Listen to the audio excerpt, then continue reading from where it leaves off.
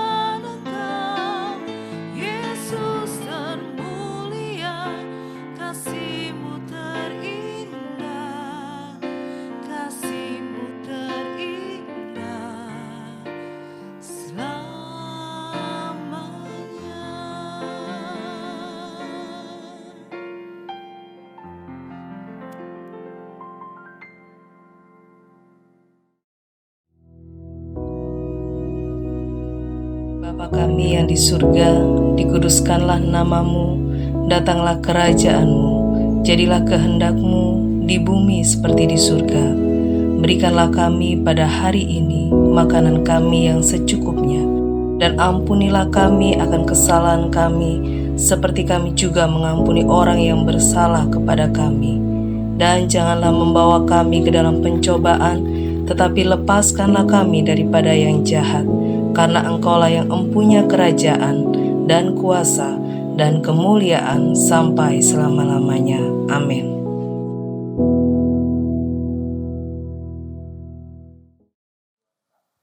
Shalom Bapak Ibu Saudara, selamat pagi.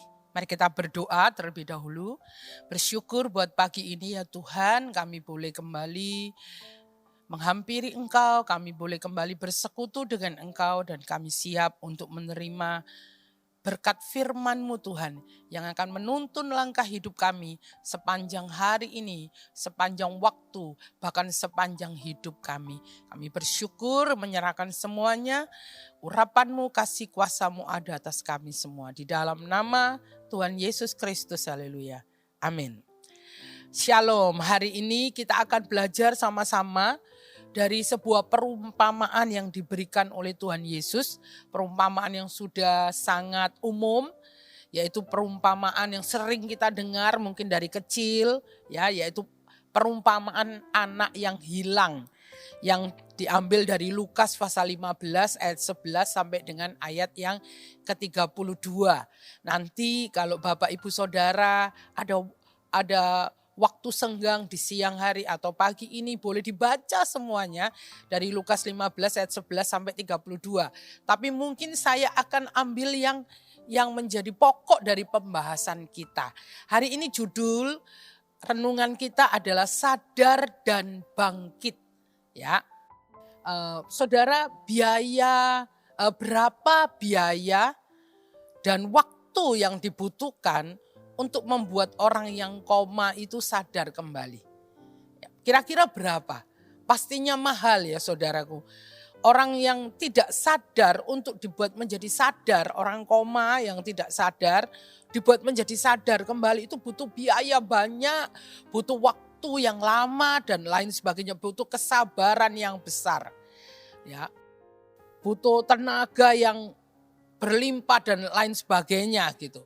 Kesadaran adalah sesuatu yang mahal dan sesuatu yang berharga. Makanya 1 Tesalonika 5 ayat 6 berkata begini. 1 Tesalonika 5 ayat 6. Sebab itu baiklah jangan kita tidur seperti orang-orang lain, tetapi berjaga-jaga dan sadar. Kesadaran itu mahal.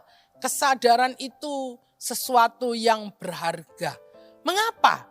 Mengapa kesadaran dalam hidup kita itu penting? Mengapa kesadaran itu sesuatu yang berharga? Karena saudaraku, kesadaran itu membawa kepada pemulihan. Kok bisa? Nah, kita lihat perumpamaan yang diberikan oleh Tuhan Yesus dalam Lukas pasal 15 ya. Kita akan baca pasal 15 ayat 15 sampai ayat yang ke-20 saja. Tapi nanti Bapak Ibu Saudara boleh baca dari awal sampai ayat 32 ya. Ayat yang ke-15, Lukas 15 ayat 15 sampai dengan ayat yang ke-20. Lalu ia pergi dan bekerja pada seorang majikan di negeri itu. Orang itu menyuruhnya ke ladang untuk menjaga babinya. Lalu ia mengisi perutnya dengan ampas yang menjadi makanan babi itu. Tetapi tidak seorang pun yang memberikannya kepadanya. Lalu ia menyadari keadaannya, katanya, betapa banyaknya orang upahan Bapakku yang berlimpah-limpah makanannya, tetapi aku di sini mati kelaparan. Aku akan bangkit dan pergi kepada Bapakku dan berkata kepadanya, Bapa, aku telah berdosa terhadap sorga dan terhadap Bapa. Aku tidak layak lagi disebutkan anak Bapa. Jadikanlah aku sebagai salah seorang upahan Bapa. Maka bangkitlah ia dan pergi kepada bapaknya. Ketika ia masih jauh, ayahnya telah melihatnya, lalu tergeraklah hatinya oleh belas kasihan. Ayahnya itu berlari mendapatkan dia, lalu merangkul dan mencium dia. Bapak, Ibu, Saudara, ini adalah perumpamaan tentang anak yang hilang. Ada 2 anak yang dimiliki oleh seorang bapak, anak sulung dan anak bungsu. Anak bungsu ini dia minta warisan kepada bapaknya sebelum bapaknya meninggal, lalu dia pergi meninggalkan bapaknya. Kita pasti sudah sering mendengar kisah ini. Dan setelah cukup berfoya-foya, bersenang-senang, lalu datanglah masa yang sulit. Terjadi masa yang cukup sulit pada waktu itu, sehingga dia kehilangan banyak uangnya, tidak punya teman lagi, ditinggalkan oleh teman-temannya. Dan akhirnya ia lapar, lalu dia pergi bekerja sebagai penjaga babi. Ya, pekerjaan yang tidak bisa dibanggakan. Pekerjaan yang bukan pekerjaan yang baik. Karena pastinya itu pekerjaan yang ilegal, ya, karena dia menjaga babi. Di Israel itu sampai sekarang waktu saya pergi ke sana tidak pernah ada makanan yang mengandung babi, Bapak Ibu Saudara. Semuanya halal gitu ya. Nah, ini pekerjaan yang tidak dibanggakan. Tetapi di titik terendah daripada hidupnya, di titik terendah dari anak bungsu ini, ada satu hal yang membuat dia mengalami pemulihan. Ada satu hal yang menjadi titik balik dari hidupnya, yang membuat dia mengalami hal yang baik. Dia boleh dipulihkan keadaannya, yaitu ditulis di ayat yang ke-17. Lalu ia menyadari keadaannya. Anak bungsu ini menyadari keadaannya. Menyadari keterpisahannya dengan bapaknya. Dia menyadari bahwa keterpisahannya dengan bapaknya itu membuat dia sengsara. Keterpisahannya dengan bapaknya itu membuat dia ada di dalam keadaan yang buruk. Keterpisahannya dengan bapaknya itu membuat dia ada di dalam kondisinya pada waktu itu. Anak bungsu ini menyadari bahwa dia jauh dari bapaknya. Menyadari keadaannya. Saudara, kadang-kadang kita sebagai orang Kristen, kita ini tidak sadar bahwa kita itu sebetulnya sudah jauh dari Tuhan. Ya, mungkin kita masih ke gereja. Kita masih melayani. Kita masih ikut renungan pagi seperti hari ini. Tapi sebenarnya kita telah jauh dari Tuhan. Kadang kita merasa bahwa hidup kita ini baik-baik saja. Tapi sebetulnya kita sedang jauh dari Tuhan. Oleh sebab itu kita perlu menyadari apa keadaan kita. Ya, kadang-kadang kita juga menganggap dosa sebagai sesuatu yang wajar. Enggak apa-apa. Kita tahu itu dosa. Kita tahu itu melanggar kebenaran firman Tuhan. Tapi kita menenangkan hati kita. Kita berkata enggak apa-apa. Semua orang melakukannya. Kita tahu bahwa memfitnah itu tidak sesuai dengan firman Tuhan. Tapi kita berpikir enggak apa-apa, semua orang melakukannya. Kita tahu bahwa bergosip itu tidak sesuai dengan firman Tuhan. Tapi kita berpikir, enggak apa-apa, semua orang melakukannya. Kita tahu melanggar hal-hal yang sebetulnya kecil, lampu merah, waktunya berhenti kita melanggar dan lain sebagainya. Kita tahu itu tidak sesuai dengan firman Tuhan. Tapi kita beranggapan, kita berpikir, enggak apa-apa. Semua orang melakukannya kok. Bukan hanya kita kok, tidak apa-apa. Ya, kita tahu bahwa berpacaran yang benar sesuai dengan firman Tuhan seperti ini. Nggak boleh melanggar dari situ, main-main. Nggak apa-apa, ini udah zamannya seperti ini. Semua orang melakukannya kok. Saudara, kita sebetulnya sudah jauh dari Tuhan.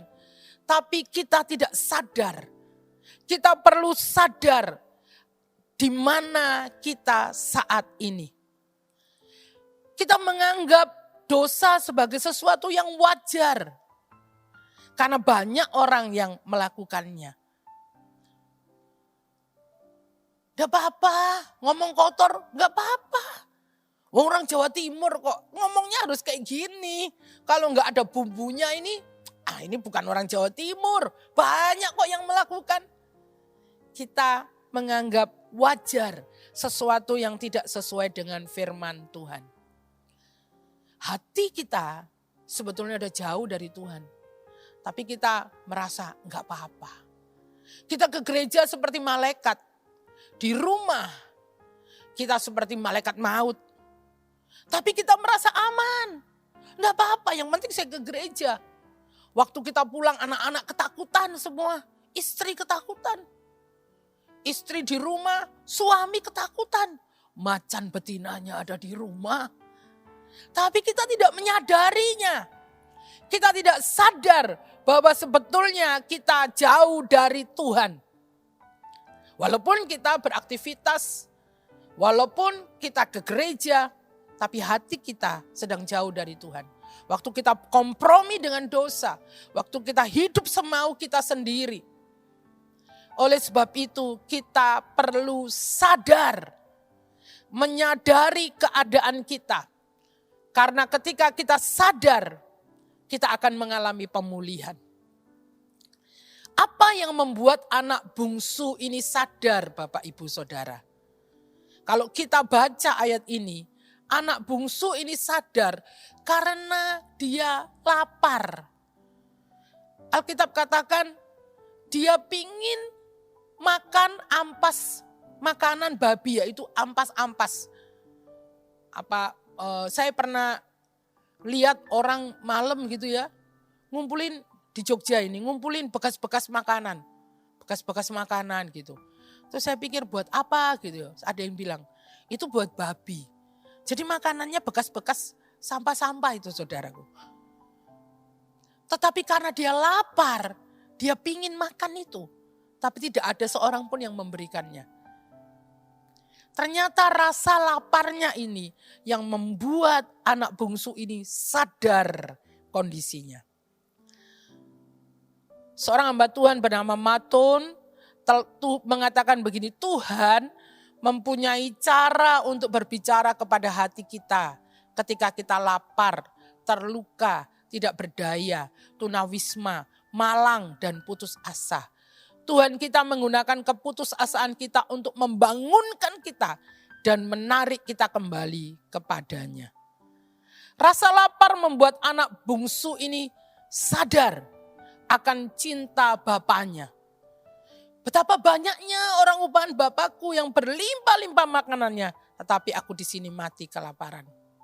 Saudara, kadang kita merasa baik-baik saja, tetapi sebetulnya kita sedang bergumul dengan kebiasaan atau hal-hal negatif, pikiran negatif yang sering menghambat pertumbuhan rohani kita. Oleh sebab itu kita perlu sadar. Dan bukan hanya sadar, firman Tuhan katakan ayat 18, aku akan bangkit dan pergi kepada Bapakku. Dan berkata kepadanya, Bapa, aku telah berdosa terhadap surga dan terhadap Bapa. Langkah yang kedua adalah bukan hanya sadar kondisi saudara, keadaan saudara. Tapi saudara harus bangkit, pergi kepada Bapa. Bangkit. Kadang Tuhan izinkan saudara mengalami hal-hal yang tidak mengenakkan, tidak menyenangkan. Supaya Tuhan bisa berbicara kepada saudara bahwa saudara sedang jauh dari Tuhan. Dan Tuhan mau saudara berbalik kepada Dia. Tuhan mau saudara kembali kepada Bapa. Nah, disinilah dibutuhkan sebuah keputusan untuk bangkit dan pergi. Bangkit dan pergi. Anak bungsu ini bangkit dan pergi kepada bapaknya. Bangkit dan pergi ini adalah kata kerja aktif. Sebuah keputusan dan tindakan. Ya, dia memutuskan dan bertindak. Kesadaran yang harus diikuti tindakan yaitu bangkit. Bangkit memiliki arti keluar dari tempat di mana saudara jatuh dan pergi kepada Bapa. Kita tahu, kita sedang jauh dari Tuhan ini. Kita sedang punya hidup yang tidak benar, yang tidak baik. Kita sedang punya pikiran yang buruk tentang Tuhan, tentang segala sesuatu. Ini waktunya saya bangkit, keluar dari situ dan kembali kepada hati Bapa. Tuhan, aku enggak mampu. Tuhan, aku perlu Engkau. Tuhan, aku butuh Engkau. Bapak, Ibu, Saudara yang dikasihi oleh Tuhan, kalau kita baca ilustrasi ini, kita tahu bahwa tokoh utama dari ilustrasi anak yang hilang ini, walaupun judulnya anak yang hilang, bukanlah anak yang hilang. Bukan juga anak sulung, bukan anak bungsu. Tapi tokoh utamanya adalah bapaknya. Bapa di sini adalah gambaran dari Tuhan yang menunggu, berlari, memeluk, memulihkan, menerima. Tuhan hari ini pun sama. Waktu saudara datang kepada Dia, saudara menyadari keadaan saudara. Kenapa aku ada dalam kondisi seperti ini? Kadang kita nyalahkan Tuhan. Tapi hari ini saudara sadar, saya ada dalam kondisi ini karena saya sedang jauh dari Tuhan. Saya mau bangkit, saya mau kembali kepada Tuhan. Alkitab katakan, ayah itu berlari dan memeluk anaknya. Bapa menunggu saudara, dia datang dan memeluk saudara. Mazmur 103 ayat 8-9. Tuhan adalah penyayang dan pengasih, panjang sabar dan berlimpah kasih setia. Tidak selalu ia menuntut dan tidak selama-lamanya ia menendam. Tidak dilakukannya kepada kita setimpal dengan dosa kita. Dan tidak dibalasnya kepada kita setimpal dengan kesalahan kita. Tuhan menunggu saudara, Bapa menunggu saudara. Ini waktunya. Kalau saudara sadar hidupmu sedang jauh dari Tuhan, datang, bangkit, kembali kepada Tuhan. Mari kita berdoa. Terima kasih Tuhan Yesus, terima kasih. Ini kami Tuhan, kami sadari Tuhan, bahwa kadang kami punya pikiran yang jauh dari Engkau. Kami punya hati yang jauh dari Engkau. Walaupun Tuhan kami ke gereja, kami melayani. Tapi kadang hati kami jauh daripadamu. Kami sadari itu Tuhan dan kami mau kembali kepadamu. Kami mau kembali hidup berkenan kepadamu. Kami mau kembali hidup dalam perkenananmu, dalam kasihmu, dalam kebaikanmu, dalam tuntunan firmanmu. Kalau kami udah jauh daripadamu Tuhan, dan pagi ini kami mendengarkan firman ini bukan sebuah kebetulan karena Engkau mau mengubahkan hidup kami. Ini waktunya bagi kami untuk bangkit, kembali kepadamu, mendekat kepada hatimu. Karena kami tahu Engkau Bapa yang baik, Engkau panjang sabar, Engkau setia kepada kami. Terima kasih Tuhan, terima kasih. Kami percaya hari ini terjadi pemulihan demi pemulihan dalam rumah tangga kami. Kami tahu keadaan rumah tangga kami penuh kelemahan. Dan kami berpikir itu baik-baik saja. Kami mau bangkit, kami mau kembali kepada Engkau Tuhan. Terima kasih Bapa. Mari angkat kedua tanganmu saudara, terima berkat Tuhan. Tuhan memberkati engkau dan melindungi engkau. Tuhan menyinari engkau dengan wajahnya dan memberi engkau kasih karunia. Tuhan menghadapkan wajahnya kepadamu dan memberi engkau damai sejahtera. Kiranya Tuhan memberikan engkau hati yang sadar, hati yang mau bangkit, hati yang mau kembali kepada Bapa dan melekat kepada Bapa. Terima kasih Tuhan, dalam nama Tuhan Yesus Kristus, haleluya. Amin.